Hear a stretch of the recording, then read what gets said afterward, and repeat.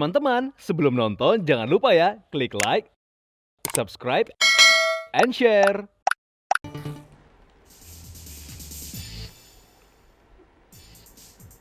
Alright viewers, welcome back on Daily Lifestyle. Terima kasih viewers, Anda masih setia bersama kami di sini. Iya, jadi kayak gitu aja terima kasih soalnya banyak yang nggak setia sama dia. Oh, seperti masa lalu saya yang suram ya.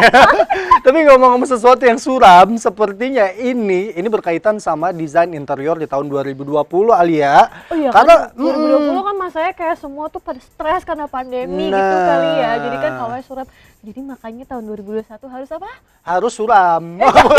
Ganti dong. Harus bahagia dong. Iya, Iya, iya. dan harus serba positif ya. Yes. Betul. Awal yang baru. Amin. Nah, bicara soal hal ini, Alia, ternyata hal ini tuh juga berdampak ke desain interior yang tentunya terjadi di tahun 2020 dan 2021 gitu. Yeah. Kalau di tahun 2020 itu desainnya lebih gelap karena memang mengikuti masa pandemi yang berlangsung pada tahun 2020. Ya, Sedangkan di mungkin tahun gitu 2021 tuh jadi lebih cerah karena ada pengharapan di situ. Iya, Nah, cocok banget ya. Iya. Kayaknya untuk lebih lengkapnya lagi, mending kita dengerin dari pakarnya langsung nih ya. Ntar kalau dengerin kita malah jokes-jokes yang patah hati gimana Betul, gitu kan. betul. Soalnya kan suram-suramnya patah hati mulu kita kan. Iya. Aduh, jangan dong. Oke deh, kalau begitu daripada mendengarkan Alia yang patah hati, kita langsung saja lihat tayangan berikut ini.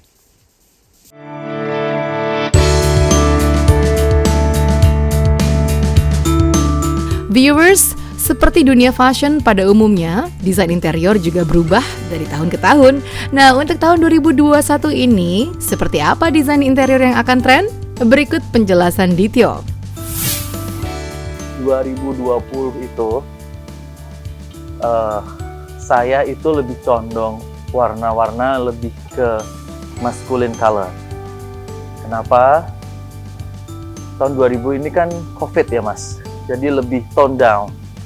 Masyarakat lebih menutup diri gitu. Jadi tidak terlalu terbuka. Jadi warna-warna yang saya pakai itu warna-warna yang menutup diri, warna-warna yang condongnya lebih agak dingin. Warna dingin itu identik dengan warna maskulin biasanya. Tetap saya pakai menggunakan warna alam.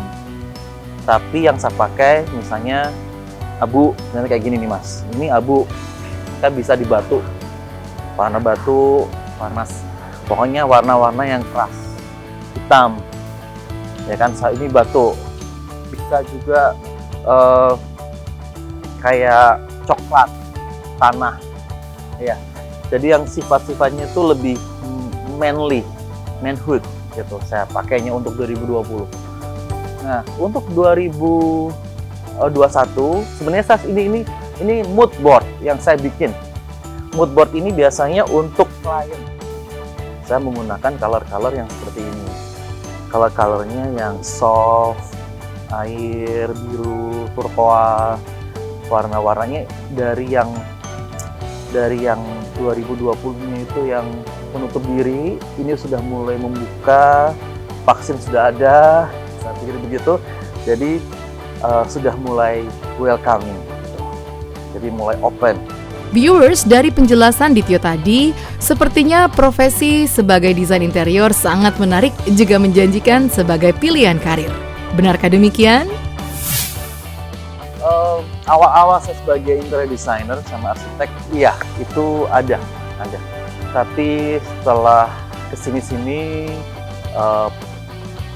kan klien itu rata-rata sudah dari mulut ke mulut ya Mas ya, dari mulut ke mulut.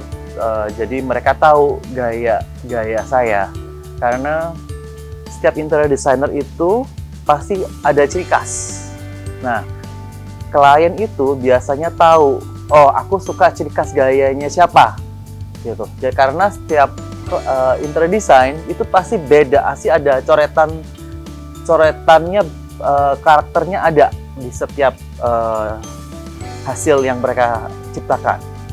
Nah, kalau saya itu lebih ke klasik American. Nah, pasti kalau klien datang ke saya, pasti carinya yang American. Pasti itu. Nah, nanti baru ditarik ke gaya mana. Tuh, mau ke sentuhan apa. Nah, itu baru bisa di-combine. Mau ke ada sentuhan tropisnya, ada sentuhan European-nya, itu nanti bisa combine. Nah, tapi orang pasti tahu kalau ke saya itu yang dicari. Lebih mengutamakan karakter klien gitu. Tapi dengan sentuhan-sentuhan desain saya. Biasanya gitu. Makanya saya kalau klien harus ketemu. Sesibuk mereka apapun, saya harus ketemu sama beliau. Gitu. Karena saya ingin menciptakan impian beliau jadi kenyataan. Gitu. Saya nggak cuma sekedar, desainin, nggak bisa. Saya harus ketemu, saya resapi, saya dalami, karakternya bapak ini, karakter ibu ini. Nanti saya komen tuh, padu padan. Nanti karakter anak beda lagi. Karena kan yang menikmati mereka, bukan saya. Jadi saya harus tahu masing-masing karakter, masing-masing sifat-sifat mereka. Gitu. Terus ibu misalnya ini contoh simpel aja, warna. Perempuan identik warna itu sukanya lebih mewah seperti shiny, kayak warna champagne ya, kayak emas muda. Sedangkan bapak lebih maskulin, gelap. Nah, itu padu padannya gimana? Nah, bisa dilihat dari sini. Nah, ini warna maskulin. Ya, tapi curtainnya general kita pakai warna ibu. Kalau warna bapak masukin ke general itu warna kebanyakan ya, warna keseluruhan. Kalau saya masuk ke warna bapak, kesannya maskulin. Kan kalau laki itu dingin sifatnya.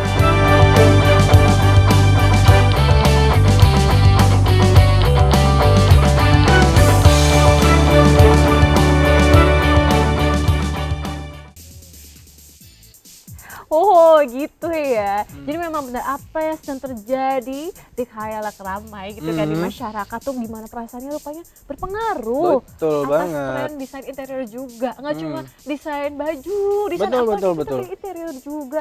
Makasih ya Dityo atas informasi menariknya. Semoga viewers juga nggak cuma setia sama kita tapi setia sama Dityo. Gimana? Iya, jangan dong. Iya, kalau tadi kita sudah berkenalan dengan Dityo Ugroseno karena tak kenal maka tak sayang, yang sayang belum tentu cinta. Maka berikut ini Alia, kita akan melihat masih berkaitan sama rumah, yaitu akan ada 10 tren arsitektur rumah yang sampai saat ini masih menjadi tren. Ini kece banget karena aku emang suka banget nih lihat video-video atau foto-foto gaya arsitektur rumah yang terbuka, terus banyak pepohonannya gitu. Lucu banget. Sekalian aja tinggal di hutan. Oke. Langsung saja kita lihat tayangannya. Ini dia 10 arsitektur rumah yang saat ini masih menjadi tren.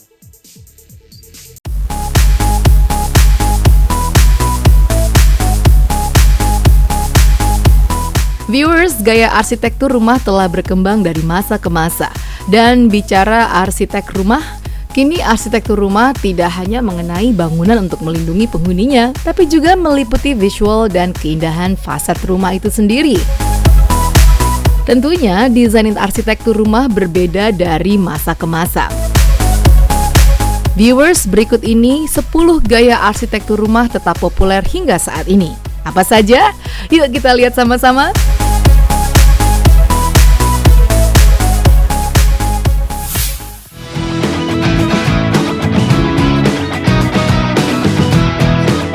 Satu, Mediterranean.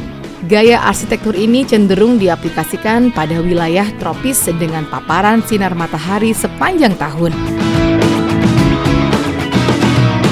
Terinspirasi dari gaya arsitektur Spanyol, Itali, dan Portugal, arsitektur rumah ini mulai diperkenalkan pada tahun 1918.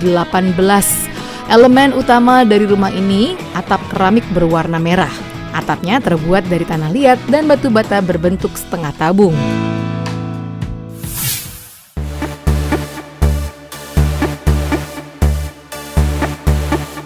Dua, kontemporer.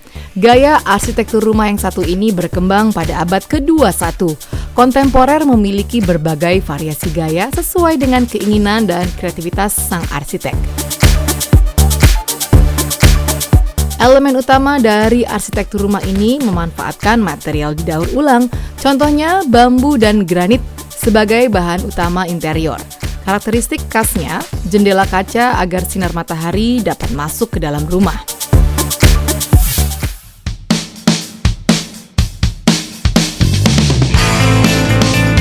3. Mid-century. Viewers, arsitektur rumah mid-century merupakan model rumah yang didesain dari tahun 1945 hingga tahun 80-an. Gaya arsitektur ini memiliki karakteristik jendela kaca besar, ruang terbuka, dan dibangun pada bidang datar dengan model bangunan yang datar pula. Rumah ini memberikan kesan simplisitas dan terintegrasi dengan alam.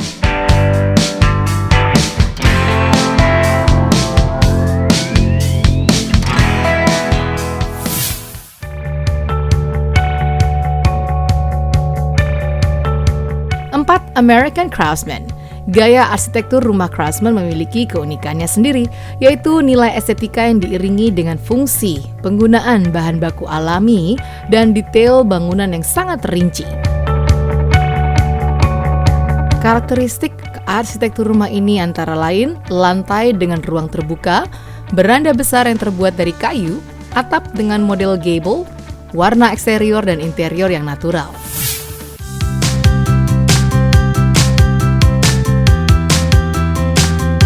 5. The Colonial. Gaya arsitektur rumah ini diadaptasi dari pengaruh Eropa abad ke-18.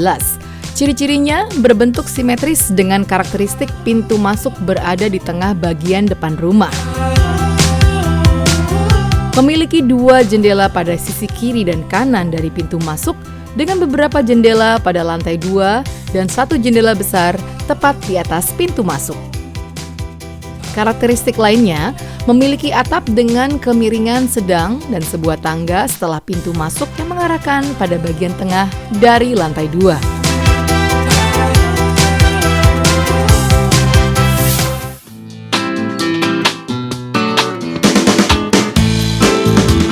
Enam, Victorian. Didesain dan dibangun pada tahun 1830 bertepatan dengan masa Ratu Victoria Kerajaan Inggris. Arsitektur rumah ini memiliki karakteristik bangunan 2 atau 3 lantai dengan atap yang curam, jendela besar mengaplikasikan kaca patri, serta ubin yang terbuat dari tanah liat. Ciri khas dari rumah dengan gaya ini adalah bentuk bangunan yang asimetris dengan dekorasi antik dipadukan dengan warna-warna cerah.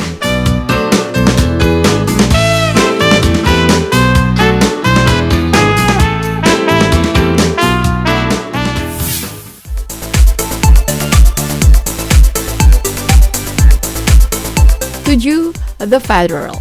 Gaya arsitek ini mulai populer pada akhir abad ke-18, merupakan evolusi dari gaya Gregorian. Gaya arsitek ini dinamakan Federal karena pada masa arsitektur rumah ini populer, sistem pemerintahan federal di Amerika Serikat sedang dikembangkan. Arsitektur rumah ini banyak mengadaptasi arsitektur Yunani dan Romawi.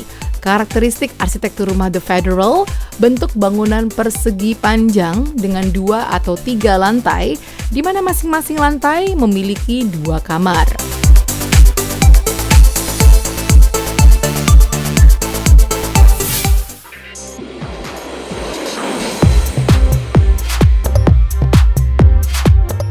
Delapan, minimalis. Viewers, minimalisme meraih popularitasnya selama bertahun-tahun. Teori minimalisme berfokus pada desain rumah dengan konsep simple, mulai dari material, bentuk, ruang, detail, dan warna. Karakteristik utama dari desain arsitektur rumah minimalis antara lain simplisitas dalam bentuk dan fungsi, seperti finishing dinding dan cladding, ruang terbuka yang bersih dan pencahayaan yang cukup, dekorasi dengan detail sederhana.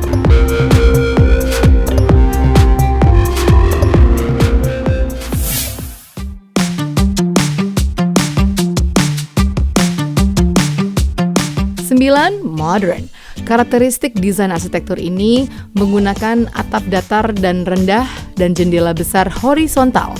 Arsitektur rumah modern menggunakan material yang tergolong mahal dengan kualitas tinggi seperti marmer, panel kayu, dan batu.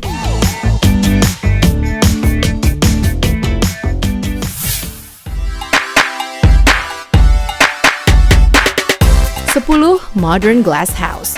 merupakan perpaduan gaya arsitektur rumah modern dan arsitektur minimalis dengan mengaplikasikan atap datar dan rendah, bangunan yang dikelilingi oleh kaca.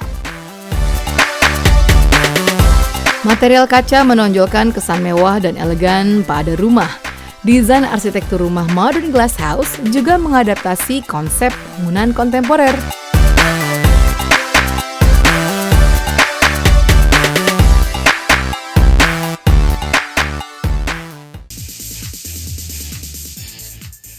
Wow, jadi Iya. itu tadi ya tren arsitektur. Coba tapi Ki bayangin deh, kita punya rumah yang luas, bagus, bersih, asri, terus pemandangannya danau gitu ya. Oh, aku belum bisa ngebayangin karena ngebayangin masa depan aku aja. Masih stuck di dia, Alia. Gimana Doakan dong? Ricky ya viewers, Iya. dan doakan aku juga supaya bisa dapat pemandangan kayak gitu. Apa jajan aku harus tinggal di hutan bener gitu ya? Atau aku beli hutan ya? Makanya viewers nonton terus setiap Betul. hari kita supaya aku bisa nabung gitu beli hutan. Baik ya. Yang lain sudah ngebayangin masa depan, aku baru putus. Aduh sedih banget. Sedih gak sih Alia? Ya tapi tentunya kalian jangan sampai putus untuk menyaksikan Iya, tentunya itu daily dia. lifestyle setiap hari. Karena masih banyak sekali informasi yang akan kita hadirkan setiap harinya. Ya. Yes, kalau gitu pamit dulu ya viewers. Jangan kangen, nggak apa-apa kangen aja. Iya. Saya Alia. Dan saya Ricky, thank you so much for watching Daily Lifestyle, The the best source for your daily insight. Bye!